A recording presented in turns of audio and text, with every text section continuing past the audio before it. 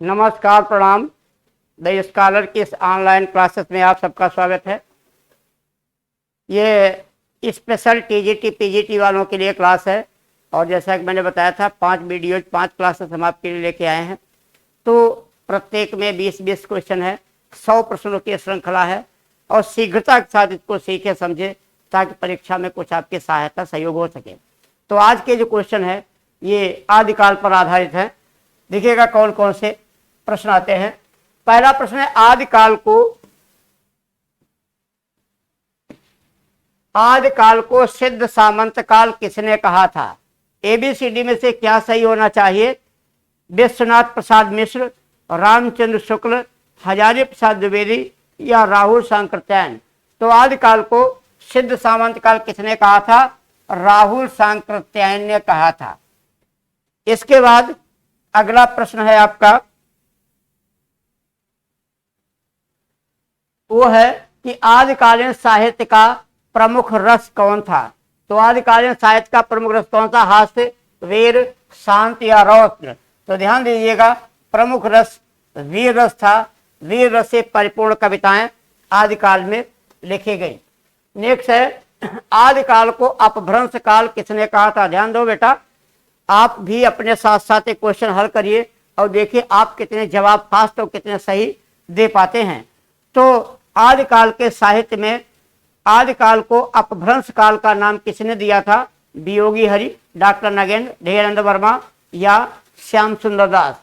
तो अपभ्रंश काल कहने वाले सी ऑप्शन सही है, धीरेन्द्र वर्मा रहेगा। बड़ा ही मन से मनोयोग से इस प्रश्नों को हल करें। नेक्स्ट क्वेश्चन है आपका, आदिकालीन काव्य में किस प्रवृत्ति का अभाव था? तो आदिकाल के काव्य में कौन सी प्रवृत्ति का अभाव रहा होगा? भक्ति का, राष्ट्रीय चेतना का या श्रृंगार का या प्रकृति के वर्णन का।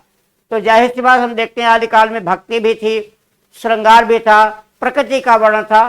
किस चीज का अभाव था? राष्ट्रीय चेतना नहीं थी। क्यों राष्ट्रीय चेतना नहीं थी? क्योंकि उस समय हमारा देश अनेक छोटे छोटे रजवाड़ों में बटा था और उस समय देश हमारा राजतंत्र हुआ करता था। अगला प्रश्न है, महावीर प्रसाद द्विवेदी ने आदिकाल को कौन सा नाम दिया? तो महावीर प्रसाद द्विवेदी ने आदिकाल को क्या कहा था? बीज वपन काल, रासो काल, चारण काल या वीर गाथा काल। तो इन्होंने नाम दिया था बीज वपन काल। क्या नाम दिया था? बीज वपन काल नाम दिया था। और वीर गाथा काल इसको किसने कहा था? ये आप बताइएगा शीघ्रता से, क्योंकि क्वेश्चन घुमा फिरा के आगे पीछे हो जाते हैं। तो रामचंद्र शुक्ल ने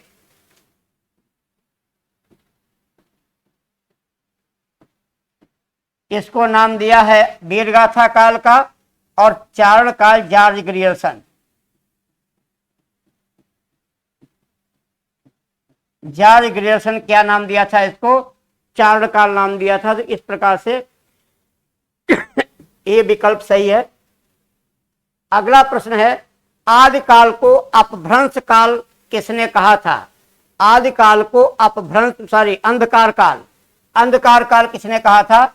जॉर्ज ग्रियर्सन।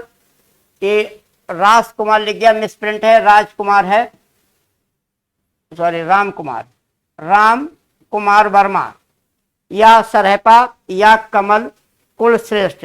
एबीसीडी में से क्या ऑप्शन सही रहेगा?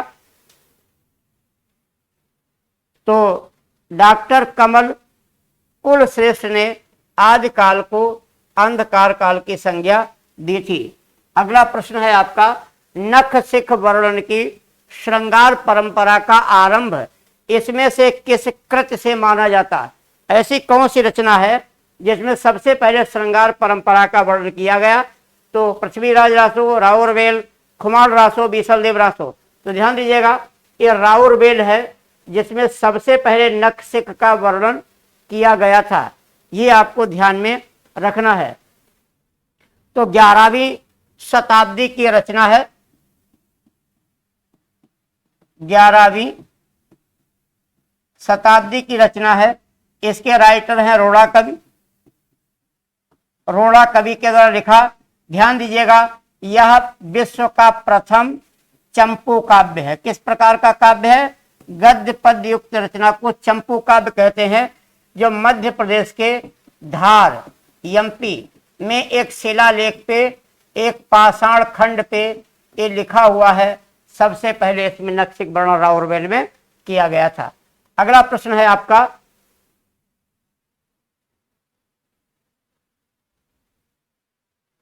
विद्यापति कृत पदावली की भाषा क्या है? तो विद्यापति आदिकालीन कवि हैं। किस काल के कवि हैं? इनको कहते हैं आदिकालीन कवि। विद्वानों के अनुसार विद्यापति की 14 प्रामाणिक रचनाएं हैं। 14 रचनाएं इन्होंने रची है, मानी जाती हैं। उनमें से केवल 3 रचनाएं मौजूद हैं जो मिली हुई हैं। और इन रचनाओं में कौन कौन सी है? एक पदावली है, एक कीर्तिलता है, एक कीर्ति पताका है, जिसमें से ये दोनों अबहट्ट में है और ये मैथिल में है, इसीलिए इनको मैथिल कोकिल कहा जाता है। तो इस प्रकार से मैथिल में है, डी ऑप्शन सही होगा। नेक्स्ट क्वेश्चन है आपका, विद्यापति को किस उपनाम से जाना जाता है? अभिनव जयदेव, मैथिल कोकिल, कवि शेखर, ये सभी सब कुछ इनको कहा जाता है। अभिनव जयदेव भी कहते हैं मैथिल कोकिल, और कवि शेखर के नाम से भी जाना जाता है। कवि कंठभरण भी कहा जाता है इनको। अगला प्रश्न है आपका, कौन सी आदिकालीन रचना श्रृंगारी मानी जाती है? बीसलदेव रासो, पृथ्वीराज रासो, परमाल रासो या हम्मीर रासो? तो ध्यान रखिएगा, सभी आदिकालीन रचनाएं वीर रस प्रधान मानी जाती हैं। इसमें केवल एक रचना है बीसलदेव रासो, ये रचना श्रृंगारी है। बीसलदेव रासो रचना कैसी है? ये श्रृंगारी रचना है। इसमें श्रृंगार का मुख्य रूप से वर्णन किया गया है। तो नरपति नल्ल द्वारा लिखित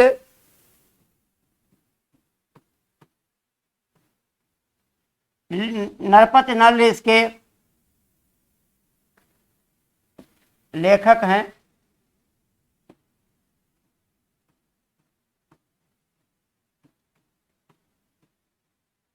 इसमें महाराज बीसलदेव और उनकी पत्नी के विवाह वियोग आदि का इसमें वर्णन किया गया है। अगला प्रश्न है, पृथ्वीराज रासो को हिंदी का प्रथम महाकाव्य किसने माना? श्याम सुंदर दास, रामचंद्र शुक्ल, महाप्रसाद द्विवेदी, राम कुमार वर्मा? बहुत ही इंपॉर्टेंट प्रश्न है। तो आचार्य रामचंद्र शुक्ल ने पृथ्वीराज रासो को हिंदी का यहाँ प्रामाणिक लिखा है या पहला लिखा है। वैसे कुल मिला के इन्होंने अर्ध प्रामाणिक महाकाव्य माना पहला। क्यों अर्ध प्रामाणिक है? इसमें 69 समय है। प्रत्येक खंड काव्य, प्रत्येक महाकाव्य पार्ट में विभक्त होता है। हर महाकाव्य के पार्ट के नाम अलग हैं। जैसे रामचरितमानस के जो पार्ट है उसको कहते हैं कांड, जो कामायनी है उसके पार्ट को कहते हैं सर्ग, अब इसके पार्ट समय कहते हैं। जिसमें 60 लिखे थे पृथ्वीराज चंद्रवरदाई ने, और शेष 9 उनके पुत्र किसने लिखे थे? जल्लड़ ने। अगर हम 60वें का अध्ययन करेंगे, उसमें लिखा है कि पुस्तक जल्लड़ हाथ धर चली राजा के साथ। जब 1192 के तराइन के युद्ध में गोरी ने हरा दिया था चौहान को, तो चौहान को साथ ले गया था। उनके साथ ये भी गए थे इस किताब के पृथ्वीराज रासो के रचयिता। तो पुस्तक उन्होंने अपने पुत्र को दे दी थी, तो शेष 9 कांड पुत्र ने रचे, इसलिए अर्ध प्रामाणिक है। नेक्स्ट है, आदिकालीन साहित्य को कितने भागों में बांटा गया है? तो आदिकालीन साहित्य को ABCD में से कितना सही होगा? 3 सही होगा। 3 भागों में बांटा गया है। कौन कौन से हैं? नाथ साहित्य, रासो साहित्य,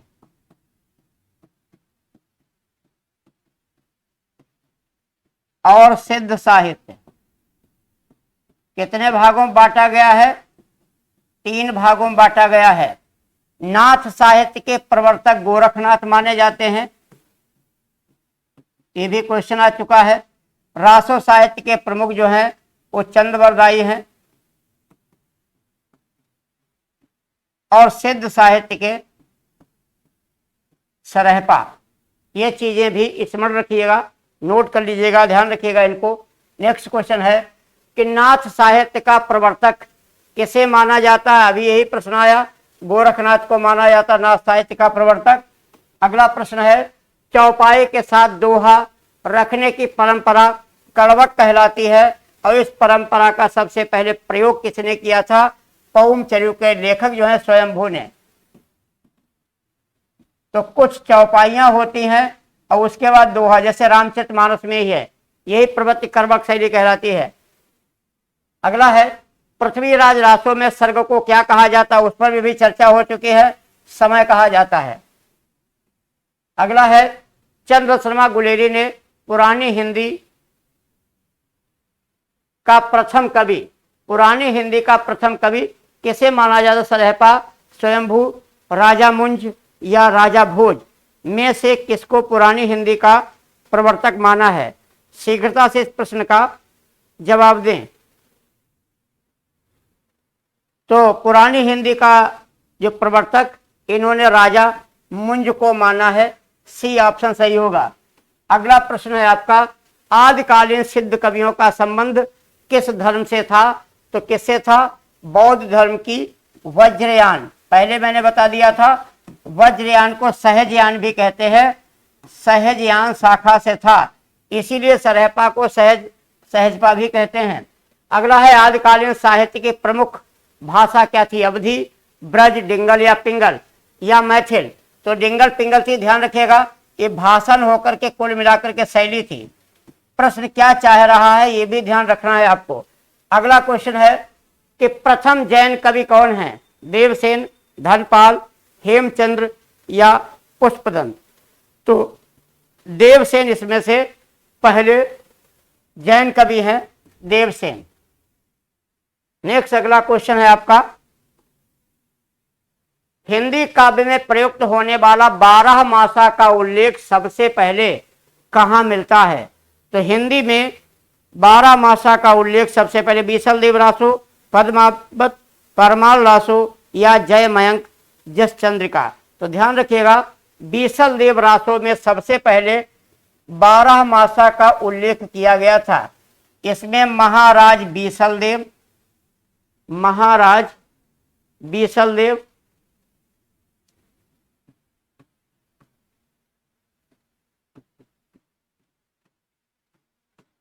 और इनकी जो पत्नी थी वो पत्नी कौन थी?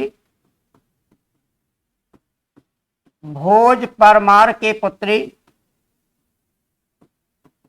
भोज परमार की पुत्री राजमती इनकी पत्नी थी।